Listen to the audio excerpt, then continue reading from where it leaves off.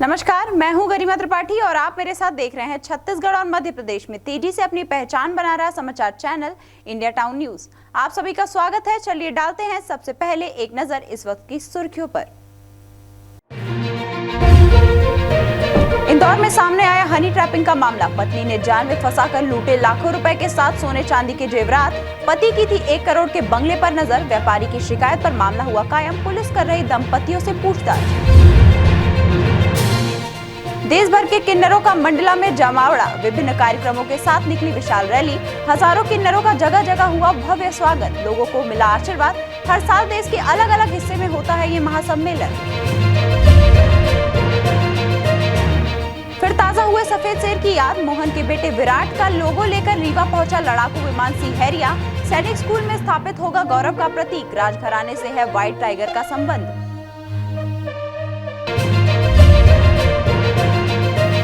लगातार बढ़ रहे रोड एक्सीडेंट पर हाईकोर्ट ने जताई चिंता। उच्च न्यायालय के निर्देश पर पुलिस ने शुरू किया वाहन चेकिंग अभियान। राजधानी में सड़क पर चलते हुए नियमों की अनदेखी पर होगी सख्त कार्रवाई। पहले समझाइश फिर कटेगा चालान। और अब खबरें विस्तार से। इंदौर के लसूड़िया थाना क्षेत्र में हनी ट्रैपिंग का मामला सामने आया है।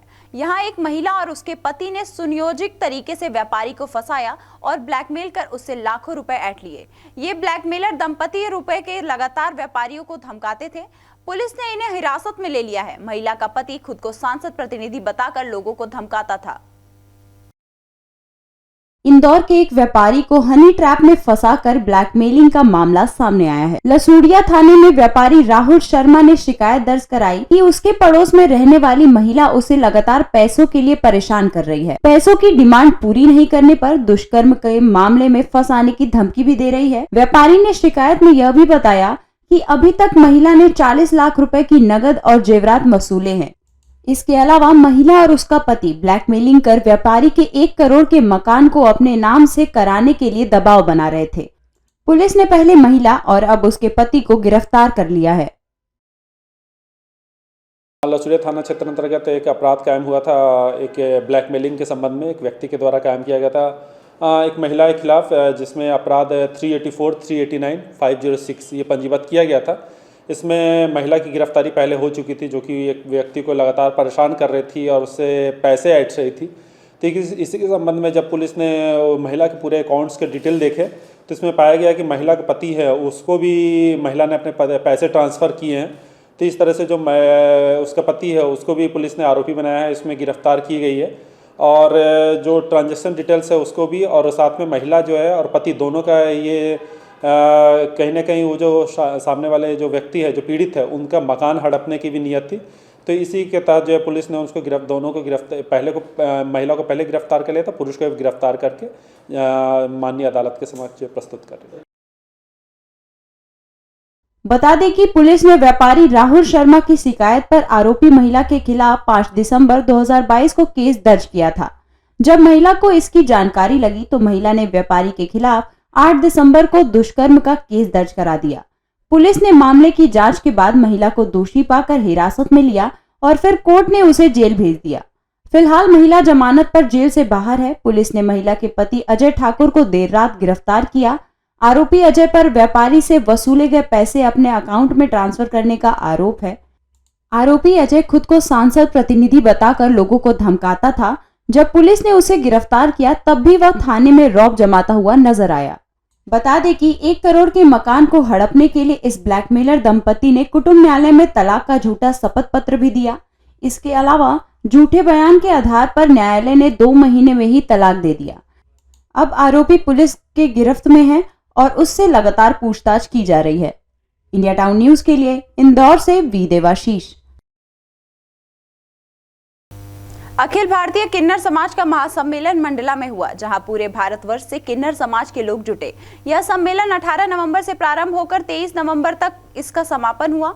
किन्नर समाज के द्वारा ऐसे कार्यक्रम कराने का उद्देश्य केवल पूरे भारत और मंडला में अमन, चैन, शांति की दुआ करना है। वही किन्नर की रैली और उनके आशीर्वाद लेने लोगों का जमावड़ा पूरे शहर में दिखाई दिया। जगह जगह किन्नरों का भव्य स्वागत किया गया।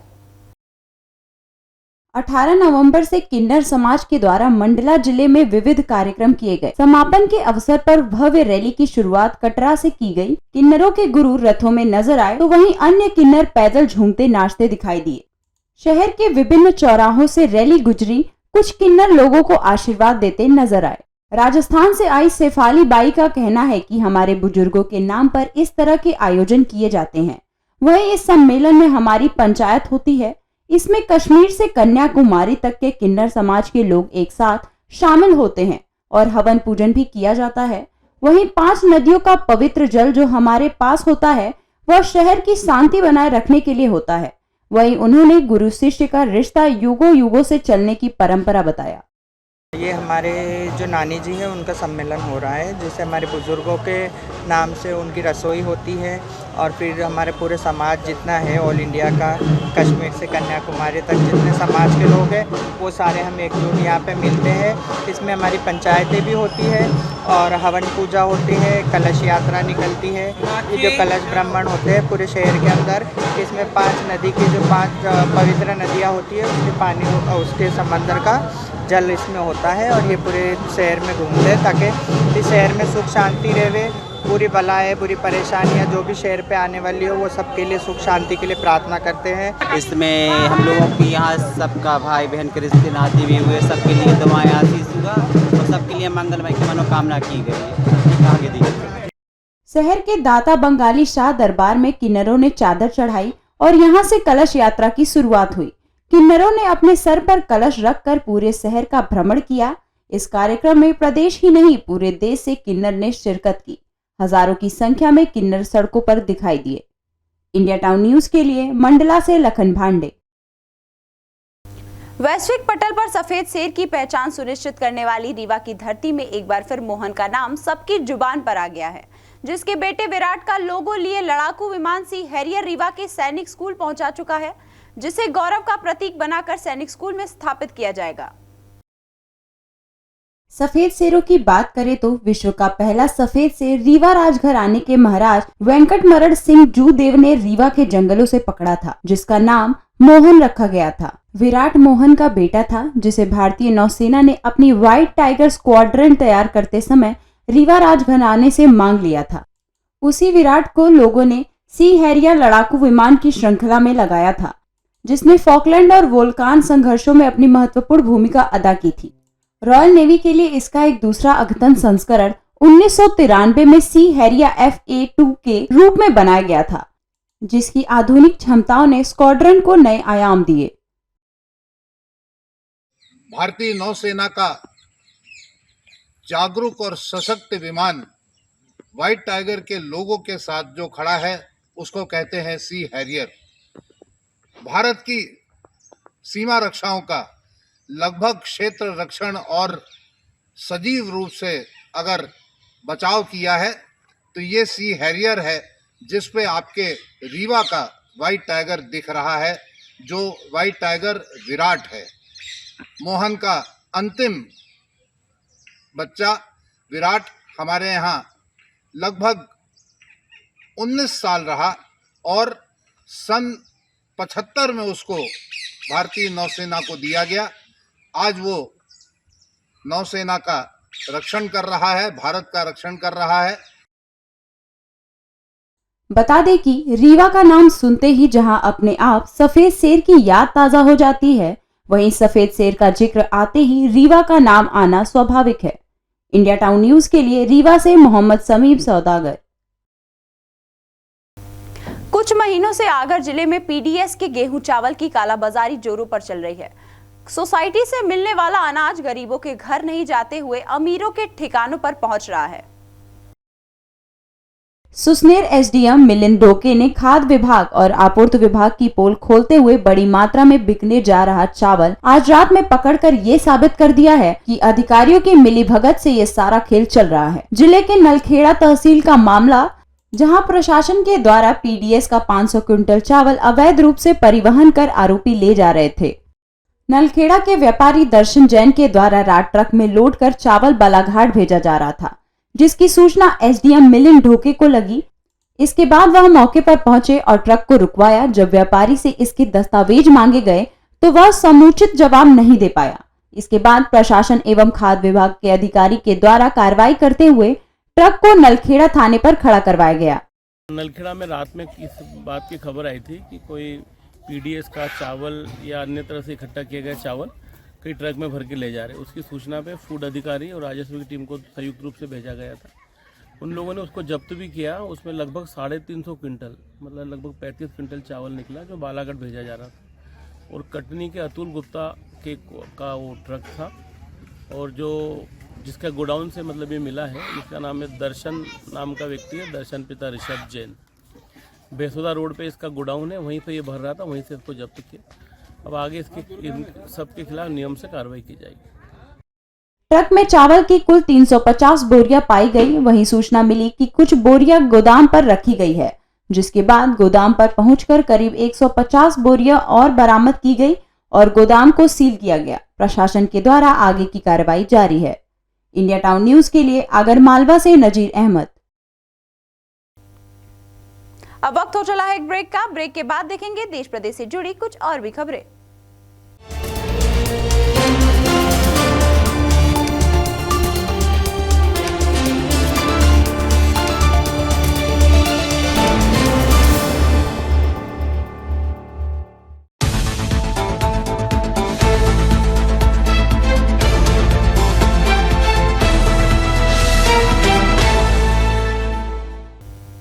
ब्रेक के बाद आपका स्वागत है। स्कूल बस में किसी बच्चे ने पटाखा फोड़ दिया।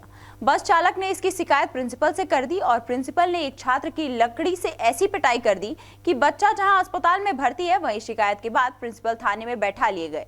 मामला उज्जैन जिले का है।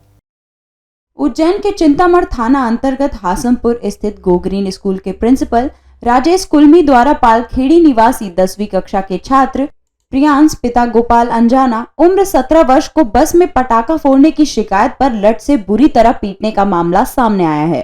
गुरुवार दोपहर 2:30 बजे करीब स्कूल से लौटते समय हासमपुरा रोड पर यह घटना हुई।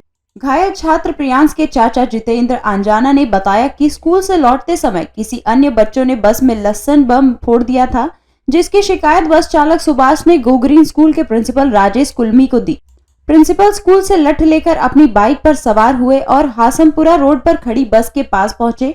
वहां पटाखा फोड़ने वाले छात्र द्वारा प्रियांश का नाम लेने पर प्रिंसिपल ने प्रियांश को बस से उतारकर बुरी तरह पीटना शुरू कर दिया।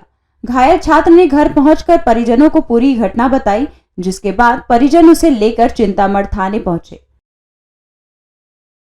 ये मेरे बड़े भाई साहब का लड़का है, Priyansh Anjana, go green school में आशामपुरा के वहाँ पढ़ाई करता है, 10वीं में। इसने बताया घर आके कि ये रोते हुए घर आया। हमने बोले पूछा क्या हो गया, तो बोले मेरे को वहाँ के प्रिंसिपल ने मारा। जब इसने निशान बताया तो ऐसे भयंकर निशान थे जैसे बहुत बेदर्दी से इसको पीटा गया हो।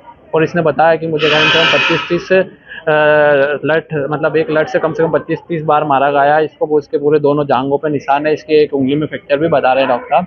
और इसको पीटा गया। और छोटी सी घटना थी, कुछ किसी दूसरे व्यक्ति ने कुछ छोटा सा बम आता है वो लहसुन बम करके वो किसी ने फोड़ दिया था और इसका नाम ले दिया, इसका नाम बता दिया, बोले कि इसने फोड़ा। तो इसलिए उसको स्कूल में तो नहीं, और स्कूल से जब बस चलती घर की तरफ तो बीच रास्ते में इसको बस से उतार के दौड़ा के मारा गया है इसको रोड पे। और आसपास के खेत वालों ने, वो ग्रामीण क्षेत्र में आ गया स्कूल रोड, आसपास के खेत वालों ने भी ये घटना को देखा। पुलिस ने प्रिंसिपल को बुलाकर थाने पर बैठाया और बच्चे को मेडिकल के लिए जिला अस्पताल पहुंचाया, जहां उसकी स्थिति देखकर डॉक्टर ने भर्ती कर लिया। फिलहाल चिंतामन जवासिया थाने पर कार्रवाई की जा रही है। इंडिया टाउन न्यूज के लिए उज्जैन से प्रियंक। उज्जैन जिले के तराना थाने के पुलिस कर्मियों पर एक ग्रामीण ने बर्बरता पूर्वक मारपीट का आरोप लगाया है। इस मामले में न्यायालय द्वारा जांच के आदेश भी दिए गए हैं। उज्जैन जिले के तराना तहसील के गांव नाटाखेड़ी निवासी ग्रामीण नारायण सिंह पिता डूंगा जी को तराना पुलिस द्वारा न्यायालय में पेश किया गया था। नारायण सिंह पर धारा 110 की कार्रवाई कर उसे न्यायालय भेजा गया था, लेकिन शरीर पर चोट की निशान और सर पर बंधी पट्टी देखने के बाद न्यायालय द्वारा तत्काल जमानत दी गई और इस मामले में तराना पुलिस पर जांच के आदेश भी दिए गए हैं। इस मामले में घायल ग्रामीण नारायण सिंह ने बताया कि उसके पुराने मामले को लेकर, जो कि पूरी तरह खत्म हो चुके हैं, उनको लेकर तराना पुलिस द्वारा उसे लगातार परेशान किया जा रहा था। जिसके कारण उसके द्वारा 181 पर सीएम हेल्पलाइन में तराना पुलिस की शिकायत कर दी थी। पुलिसकर्मी इस शिकायत को वापस लेने के लिए लगातार दबाव बना रहे थे। नारायण सिंह द्वारा मना करने पर तराना के पुलिसकर्मियों ने उसे पकड़ा और मारपीट कर धारा 110 की कार्रवाई कर उसे न्यायालय में पेश किया। न्यायालय ने जब उसे घायल देखा तो पूछताछ की, तब नारायण सिंह के अनुसार उसे तत्काल जमानत दी गई और तराना पुलिस पर जांच के आदेश दिए गए हैं। आरोप कुछ भी नहीं, 181 लगी थी मैंने भोपाल सीएम हेल्पलाइन पे 110 की कार्रवाई करी मेरे ऊपर। पहले कुछ घटना हुई थी, आपने कुछ करा था, क्या था पहले का मामला आपका? कोई भी घटना नहीं थी, दोष मुक्त। मेरे जो केस लड़े झगड़े को कोर्ट से बरी हो गया और 10 साल से कोई अपराध नहीं मेरे खिलाफ। बोले 181 वापस ले और 50,000 रुपये दे तो तेरे को माफी शुदा करा दूंगा और नहीं तो अफीम कट्टे में डाल दूंगा और जिला बदर करवा दूंगा। इंडिया टाउन न्यूज के लिए उज्जैन से प्रियंक। मध्य प्रदेश विधानसभा चुनाव के लिए मतदान संपन्न हो चुका है और अब नतीजे का इंतजार किया जा रहा है। मध्य प्रदेश में विधानसभा मतदान के बाद नेता और राजनीतिक दलों के उम्मीदवार फुर्सत के पल बिता रहे हैं। इस बीच दमोह विधानसभा क्षेत्र से आम आदमी पार्टी के प्रत्याशी चाहत पांडे का एक वीडियो सोशल मीडिया पर जमकर वायरल हो रहा है, जिसमें वे जबरदस्त डांस करती दिखाई दे रही हैं। 1 मिनट 6 सेकंड के इस वीडियो में चाहत पांडे ने जबरदस्त डांस किया है। आप प्रत्याशी चाहत पांडे फिल्म सिम्बा के गाने लड़की आंख मारे सॉन्ग पर डांस करते नजर आ रहे हैं। यह वीडियो सोशल मीडिया पर जमकर वायरल हो रहा है। इंडिया टाउन न्यूज के लिए दमोह से विवेक सेन। हाईकोर्ट के आदेश के बाद से ही मध्य प्रदेश पुलिस हरकत में आ गई है, जिसके तहत राजधानी में सभी मार्गों पर पुलिस ने चेकिंग अभियान शुरू कर दिया है। कोई भी वाहन मालिक नियमों का पालन नहीं कर रहा है तो उस पर जुर्माना एवं कानूनी कार्रवाई की जा रही है। मध्य प्रदेश में चेकिंग अभियान के आदेश हाईकोर्ट द्वारा दिए जाने के बाद से ही लगातार पुलिस वाहन चालकों में जागरूकता अभियान और चेकिंग अभियान दोनों ही चला रही है। पुलिस भोपाल के विभिन्न चौराहे पर हाईकोर्ट के आदेश का पालन करती नजर आई।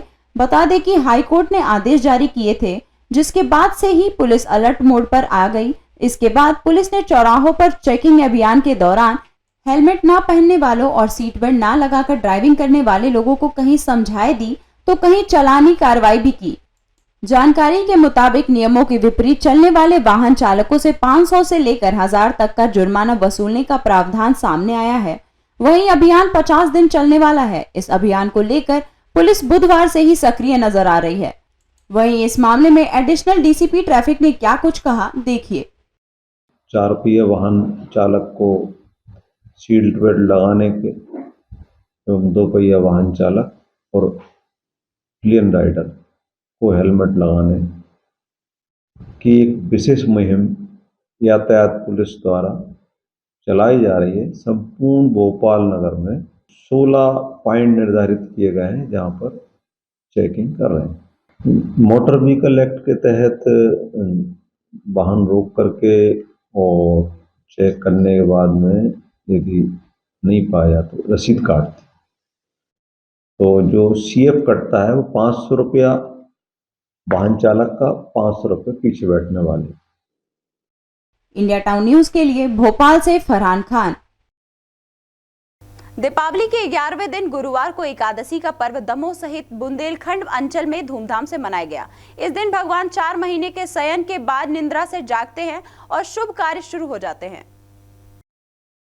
देवउठनी 11 के भगवान विष्णु अपनी योग निद्रा से जागते हैं। इस दिन माता तुलसी और शालिग्राम का विवाह भी मंदिरों के साथ घरों में धूमधाम से संपन्न होता है। एकादशी 11 पर्व को लेकर बाजार में गन्नों की बिक्री देखी गई और लोग अपने घर पर मंडप बनाने के लिए गन्ने खरीद कर ले जाते देखे गए। गन्ने का मंडप बनता है 11 से, तो मतलब एकादशी 11 से तो उसमें पूजन होते हैं।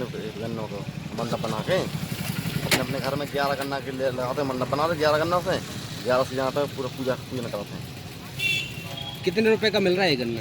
ये मिल रहा है कि 100 के 3 गन्ना मिल रहा है, मतलब 30-35 रुपये पड़ रहा है गन्ना।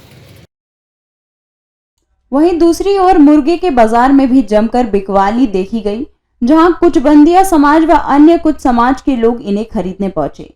इनका पूजन एकादशी को किया जाता है। साल में केवल एक बार ही यह मुर्गे एकादशी के दिन इस तरह से बड़ी संख्या में बाजार में बिकते हैं। दमोह जिले में कुछ बंदिया समाज व कुछ अन्य समाज के लोग 11 पर्व पर मुर्गों की खरीदी करते हैं, जिसके लिए घंटाघर क्षेत्र में सैकड़ों की संख्या में मुर्गे बिक्री के लिए रखे हुए हैं। लोग घरों में पूजन करने के बाद या तो इन मुर्गों को दान कर देते हैं या फिर कहीं भी इन्हें छोड़ देते हैं। हिंदू धर्म की पूजा 11 में चढ़ाए जाते हैं, पूजा पाठ में, और साल में एक ही दिन के लिए और 2 दिन के लिए यहाँ पर रोड पर वर्षों से देख रहे हैं कि यहीं पर दुकान लगती है। और यहाँ के कुछ लोगों ने जो 2-2 करोड़ की दुकानें ले ली, तो एक दिन के लिए ने गरीबों के लिए देहात का आदमी आता उनके लिए भी तकलीफ देते हैं और इनके लिए कोई स्थाई नहीं दी जा रहा है। हम कह रहे हैं 11 पे क्या इनकी बलि दी जाती है? 11 पे बलि के लिए किसी को छोड़ दिया जाता है, किसी को दान कर दिया जाता है, कोई मंदिर बचत पे छोड़ दिया जाता है, जिन काम होता है। घंटाघर से लेकर अस्पताल चौराहे तक चारों तरफ मुर्गों की दुकान लगी हुई है और कुछ बंदियां व कुछ अन्य समाज के लोग यह मुर्गे खरीदने पहुंचे हैं। इंडिया टाउन न्यूज के लिए दमोह से विवेक सेन। ये थी अब तक की खबरें। पल पल की खबरों से अपडेट रहने के लिए आप बने रहिए इंडिया टाउन न्यूज के साथ। अब मुझे दीजिए इजाजत। नमस्कार।